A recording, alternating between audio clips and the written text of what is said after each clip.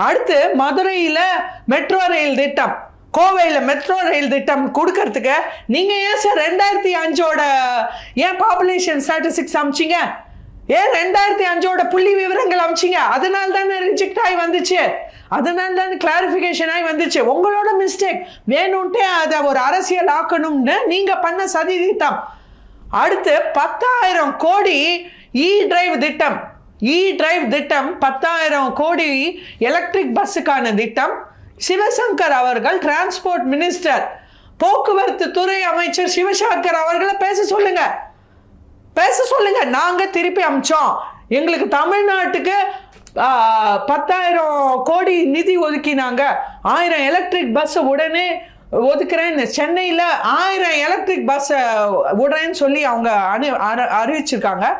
அது வேண்டான்னு சொல்லி இங்க தனியார் நிறுவனம் அசோக் லேலாண்டோட தனியார் ஒப்பந்தம் போட்டு வெறும் 200 பஸ் அவங்க ரிலீஸ் பண்ணியிருக்காங்க, எலக்ட்ரிக் பஸ்.